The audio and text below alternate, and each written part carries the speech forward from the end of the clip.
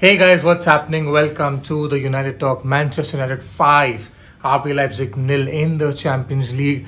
Two games played, two games won in the group of death, you can say, because this is according to me, this could be the toughest group in the Champions League. And United have won both against PSG and RB Leipzig, which means if we win against the weakest team in the group, which is Istanbul, home and away, we are surely going to be qualifying for the next round, for the round of 16. So interesting times ahead. But what makes me happy about this is it was a complete performance.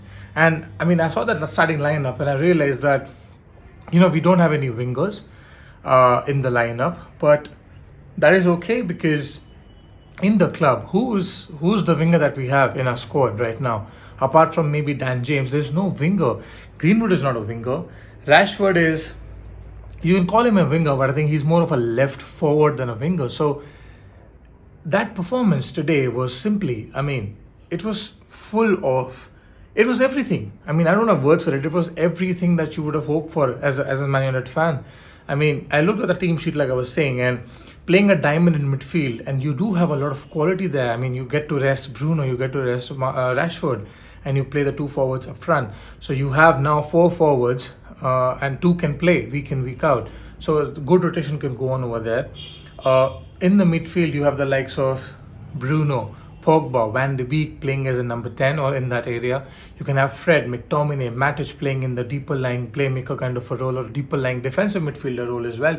So there's a lot of depth that we have got now in the squad at Manchester United. And I think what's now important is to maintain this consistency. And a lot of people were not happy with the performance against Chelsea and the result as well. I mean, but after the international break and what happened before the international break as well, if you would have taken into account that we'll be playing four matches, two in the Champions League, two in the Premier League, and we'll win three out of them and draw one, you would have taken that. I would have taken that because, like PSG, I thought the PSG performance was amazing. But I told everyone, and I was thinking to myself, let's not get carried away because we need to consistently perform like this. But I think we've done that, and against RB Leipzig, that team has a lot of players who are fast, a lot of players who are, they play with a very high tempo, and that was evident in the beginning of the match itself. So playing with a high tempo and counter-attacking that team, I mean, I've heard pundits on ESPN,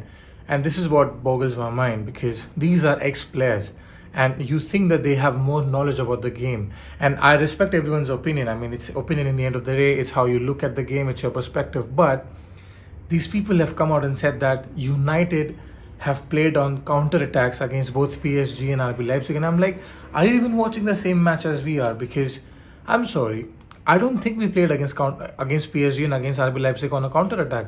Because when you play a team who was in the finals of the Champions League last season and a team who's in the semi-finals of the Champions League last season, you're bound. I mean, you cannot control the entire 90 minutes. It's not like you can dominate those teams because they were in the semi-final and final for a reason, because they have quality in their teams. They are a quality team.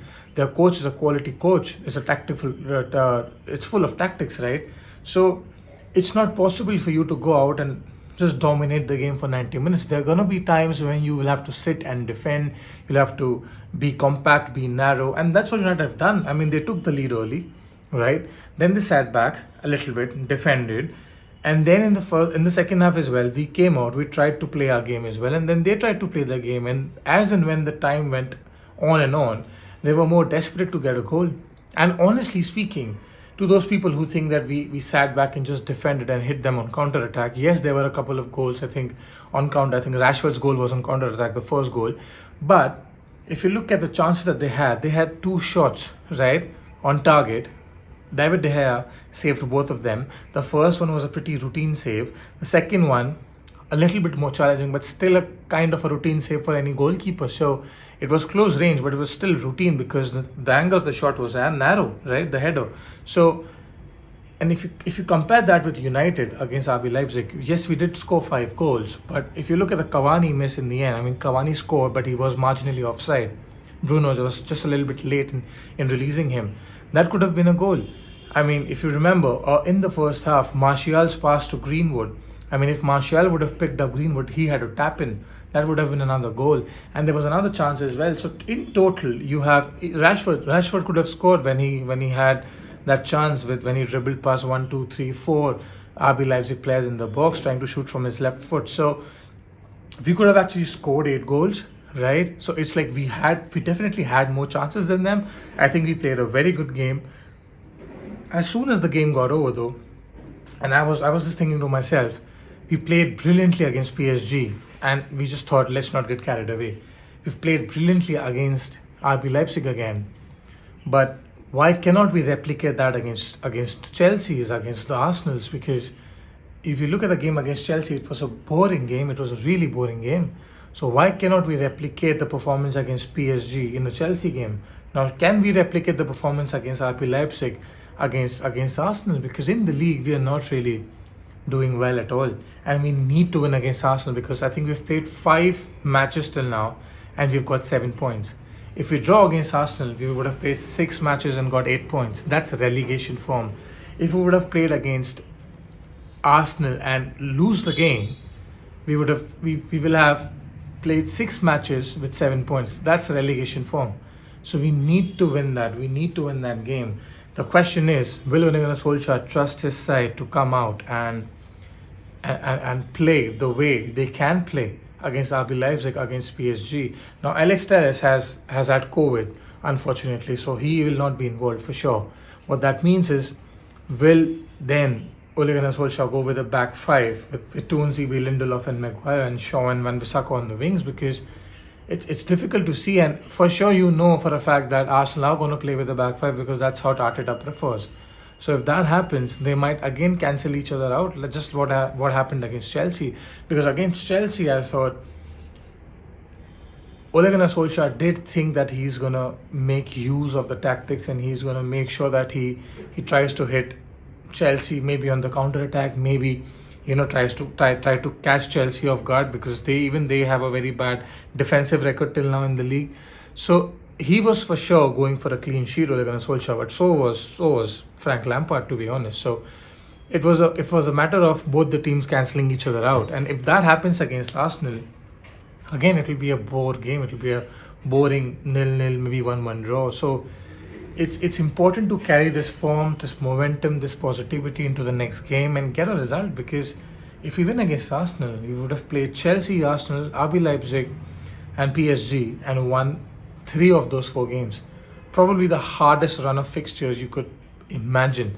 Add Liverpool and Man City there and then it's the hardest, right? So we need to win that game, and we should be winning that game because it's at home. Our confidence is high. We're playing good. We're playing good football. We have so many permutations and combinations we can put on the field. I think defense is looking good with Maguire and Lindelof now. I'm not getting carried away because I know for a fact that both of them are still slow. It's not like they've become fast overnight. But at least what they're doing is they're looking a little bit solid now with a little bit of more confidence. So that defensive pairing is not going to win us the Premier League or any trophy like that. We might win a cup, but I don't think we're going to win anything significant with that defensive partnership. But as of right now, we are looking a little bit solid at the back. Wan-Bissaka is back. Luke Shaw is playing well. Like I said, unfortunately, Alex Telles is out with COVID, but we do have options with Toonsby there as well. So with a I would say, but with a very solid backline, with quality in midfield and with quality in attack as well, you should go out and attack all the teams. You should do that. And now with the form, each player getting into form, I think it's very important for us to do that. So let's see what happens against Arsenal. But coming back to the Leipzig game, like I said before, a complete performance by Manchester United, and the defense was solid and narrow. Sorry, the midfield was quality. Fred, tenacious. Matic, calming presence, maturity. McTominay, when he came on, same thing. Pogba, amazing. Now, that's a point with Pogba, because Ole Gunnar Solskjaer, and I've been actually an advocate to play Pogba in that number 6 role right before. But I've recently come out and realized that if you play Pogba in that position, you cannot play Matic alongside him, because you need someone very tenacious to play alongside someone like a Paul Pogba, because that's what happens with France. When Paul Pogba plays in that position, normally you see N'Golo Kante playing there, who's who covers the ground pretty quickly in a defensive midfield position. So you need someone like that. But if you release Pogba further forward with Fred and Matic or Fred and McTominay back there, it's even better because then Paul Pogba doesn't have to be defensively that much responsible. He can still track back, but he doesn't have to track back till the edge of our own box. He can still be near the halfway line. He can still influence play attacking wise. So I think it's very important to have Pogba in that position regularly now because you've seen him play there and you've realized that he's played well there. So it's important for Ole Gunnar Solskjaer to learn from this and keep Pogba in that position. Whether we play a diamond or not, I don't know. But Pogba needs to play a little bit further forward with Bruno, and you've seen that Pogba and Bruno can play together. Or Bruno and Van de Beek can play together. Bruno and Mata can play together. So all these creative midfielders that we have, they can all actually link up and play together with each other, play well. So it should be working, in our favor, and we should be looking to do that. But let's see what Ole Gunnar Solskjaer does. But before I finish, a message to all the people who say Ole out, Ole doesn't have tactics, Ole is a PE teacher, he doesn't know what he's doing, he's just a good man manager. And you don't defeat the Champions League finalist and the Champions League semi-finalist by not having tactics. You don't do that. So it's important. And Ole's record against the top sides has always been good. Apart from the Tottenham game, and we lost 6-1 to Tottenham because we got the red card. I'm not saying we would have won the game, but what I'm saying is maybe we would have lost the game 3-2, right? So apart from the Tottenham result, which was unfortunate, Ole Gunnar Solskjaer has had a pretty good record against the top side. So it's important to see, it's interesting to see what happens on the weekend against Arsenal. For me, I mean, because Marcus Rashford scored that brilliant hat-trick, what a guy, what a player. I mean, off the pitch, he's a role model. On the pitch, he's a role model as well because he's scoring goals. And the likes of Greenwood, the likes of Martial can all learn from him. I mean, Martial is a little bit older than him, but Rashford just at the age of 22.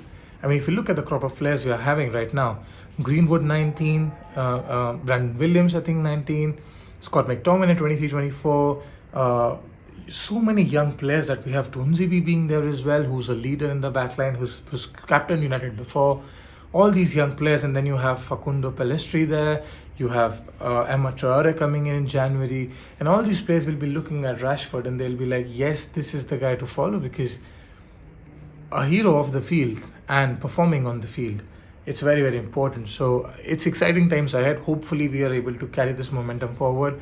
But till the next game, guys, take care.